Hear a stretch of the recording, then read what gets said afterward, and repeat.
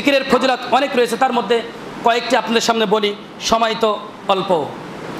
এক নম্বর যেটা বলবো, নবী করিম সাল্লাল্লাহু আলাইহি সাল্লাম বলছেন, মাথায় নেন, এই আমলগুলো সর্ব অবস্থায় করতে থাকবেন। দিনে নবী করিম সাল্লাল্লাহু আলাইহি সাল্লাম বলছেন, কে বলছেন বলেন তো?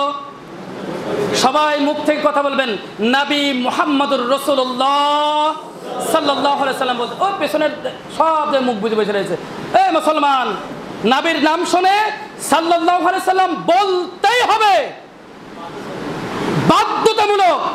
যদি কেউ না বলে, নবী করিম সাল্লাল্লাহু আলাইহি সাল্লাম বলছেন, যদি কেউ নবীর নাম শুনে সাল্লাল্লাহু আলাইহি সাল্লাম না বলে, ও কৃপণ, ও বখিল, ও কৃপণ, আর কৃপণ ব্যক্তি জান্নাতে প্রবেশ করবে না। নবীর নাম শোনার সাথে সাথে বলতে হবে কি? সাল্লাল্লাহু আলাইহি সাল্লাম। বলার সঙ্গে সঙ্গে সব বহু ফজিলতগুলো বাদ দিয়ে একটা ফজিলত বলি, বলার সঙ্গে সঙ্গে ফেরেশতারা চলে যায়, ফেরেশতারা চলে যায় আল্লাহ নবী সাল্লাল্লাহু আলাইহি সাল্লামের কাছে, নিয়ে যায়। ওইটা কি বলে? তোমার অমুক বান্দা, তোমার অমুক বান্দি তোমার নামে দরুদ পাঠ করেছে। নবী সাল্লাল্লাহু আলাইহি সাল্লাম বলছেন, যখনই আমার সাথে এটা বলবে, ওই বান্দা ওই বান্দির পক্ষে সুপারিশ করা আমার জন্য ওয়াজিব হয়ে যায়। সুবহানাল্লাহ, ওয়াজিব হয়ে যায়। সুতরাং নবীর নাম শোনার সাথে সাথে বলবো সাল্লাল্লাহু আলাইহি ওয়াসাল্লাম, ইনশাআল্লাহ। নবী করিম সাল্লাল্লাহু আলাইহি সাল্লাম বলছেন, অনেকে শুনে এপাশ দিয়ে শুনে আর ওপাশ দিয়ে বের করে চলে যায়, এটা করবেন না, জিকিরগুলো করার চেষ্টা করেন। নবী করিম সাল্লাল্লাহু আলাইহি সাল্লাম বলছেন, যেই বান্দা যেই বান্দি দিনে 100 বার করে পড়বে সুবহানাল্লাহি ওয়া বিহামদিহি, সবাই জানি না আমরা এটা?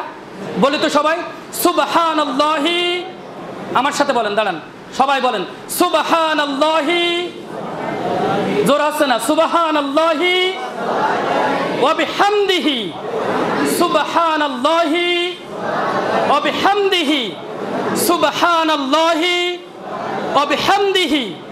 আসলাম আর গেলাম, এই পাবলিক আমি না ভাই। আমার মসজিদে একটু খুতবা শুনে দেখেন, আর পাবলিকের কাছে শুনে দেখেন। আসলাম আর গেলাম, এই পাবলিক আমি নয়। একটা মানুষ ঘুমাতে পারে না আমার মসজিদে, বোঝেন নাই? প্রত্যেকে আমার সাথে কথা বলবে, প্রত্যেকেই এই বক্তব্যটা বাড়ি গিয়ে যেন আবার ওটা বলতে পারে, অন্তর যেন গেঁথে থাকে। কি? সুবহানাল্লাহি ওয়া বিহামদিহি। নবী করিম সাল্লাল্লাহু আলাইহি সাল্লাম বলছেন, এই জিকিরটা যেই বান্দা যেই বান্দি দিনে 100 বার পাঠ করবে, তার সাগরের সমুদ্রের ফেনারসি পরিমাণ ও গুনাহ থাকে যদি, তাহলে সেটা আল্লাহ রাব্বুল আলামিন ক্ষমা করে দিবেন। সুবহানাল্লাহ। সেটা কি করবেন? ক্ষমা করে দিবেন। আল্লাহু আকবার।